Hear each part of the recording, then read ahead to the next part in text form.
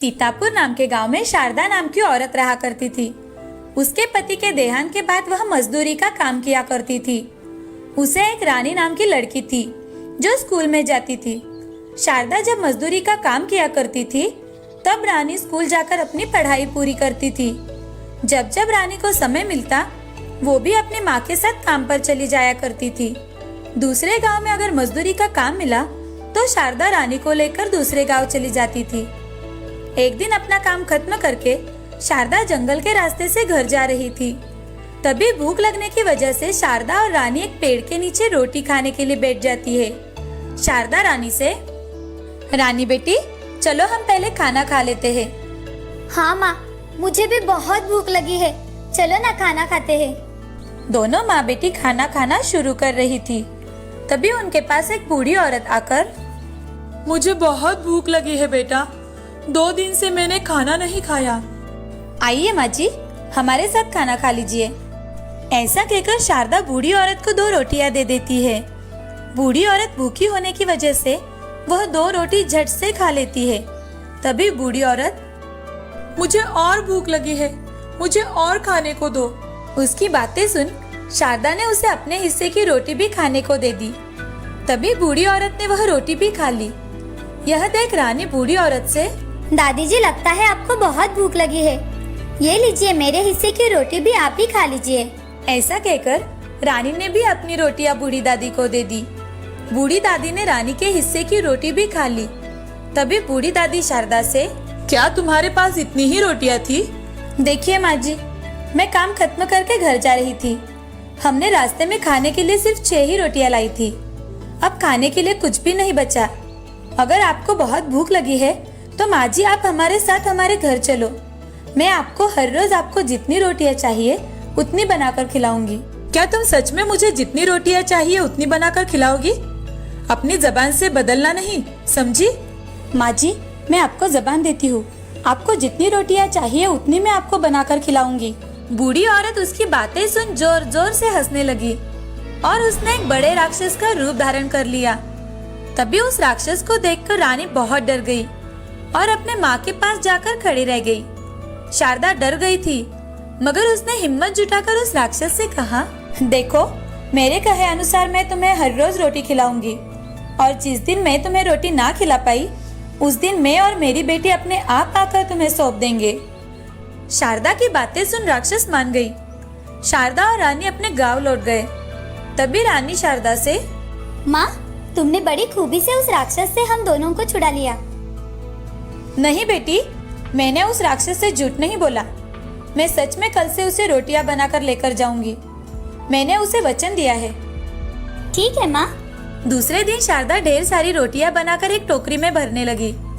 रानी ने भी उसकी मदद कर दी और वो दोनों टोकरी उठाकर जंगल में लेकर गए। वहाँ राक्षस शारदा से, वाह क्या खुशबू है, कहाँ है मेरी रोटियां? लाओ जल्दी दो, मुझे बहुत भूख लगी है। ऐसा कहकर राक्षस टोकरी की सारी रोटियां खा गई और राक्षस शारदा से, मुझे हर रोज ऐसे ही गर्मा गर्म स्वादिष्ट रोटियां खिलाना, वरना तुम दोनों को मैं ऐसे ही खा जाऊंगी। ऐसा सुनकर शारदा और रानी टोकरी लेकर घर लौट आए। वो दोनों हर रोज टोकरी भरकर रोटियां बनाती और उस राक्षस के लिए ले जाती।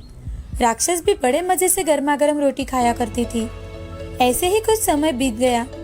एक दिन रानी शारदा से, माँ हमारे पास रोटी बनाने के लिए थोड़ा भी आटा बचा नहीं है और हमारे पास के पैसे भी खत्म हो गए हैं। अब हम क्या करें माँ?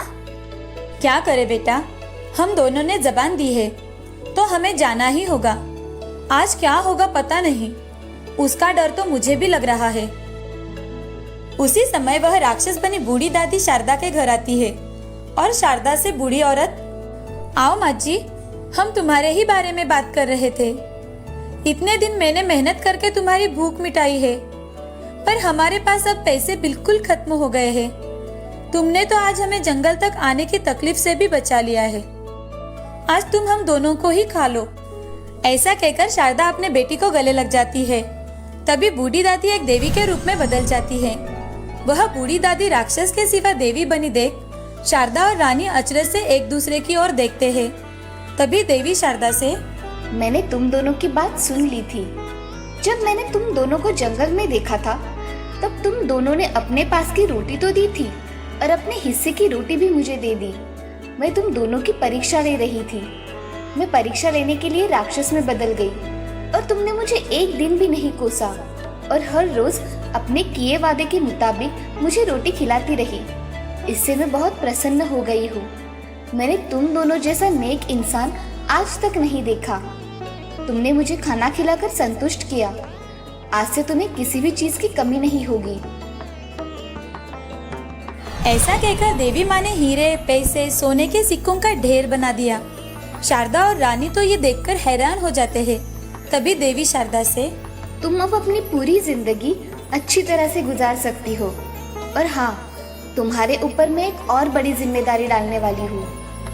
ऐसा कहकर देवी माँ ने अपना हाथ घुमाया और वहाँ एक जादुई छड़ी आ गई। वो छड़ी देवी माँ शारदा को देकर, तुम इस छड़ी को जैसे ही गोल घुमाओगी तब यहाँ ढेर सारी रोटियां तैयार होगी। तुम उन रोटियों को लेकर गरीबों में बांट देना। तुम गरीबों की सहायता कर उनकी भूख मिटाओगी। ऐसा कहकर देवी माँ आशीर्वाद देकर वहाँ से अदृश्य हो गई। तभी शारदा ने कीमती हीरे, जवाहरात, सोने के सिक्के और पैसे अलमारी में रख दिए और कुछ पैसों से शारदा ने नया घर भी बनवाया और उसमें रहने लगी। अगले दिन से शारदा उस जादुई छड़ी की सहायता से रोटियां बनाने लगी और रानी उन रोटियों को एक टोकरी में भरने लगी। पर्याप्त रोटियां जब बन जाए तब शारदा उसे बंद कर दिया करती थी। शारदा वो रोटियां हर रोज गरीबों में बांटती थी और कुछ रोटियां मंदिर में भी दान किया करती थी। वो रोटियां बांटते बांटते अपना जीवन हंसी खुशी गुजार रही थी। इस कहानी से हमें ये सीख मिलती है कि जिंदगी में हमेशा सबकी मदद करनी चाहिए और भूखे की हमेशा भूख मिटानी चाहिए। कब हमारा नसीब चमक जाए ये हमें भी पता नहीं चलता। इसीलिए अच्छे कर्म करो, फल की अपेक्षा मत करो।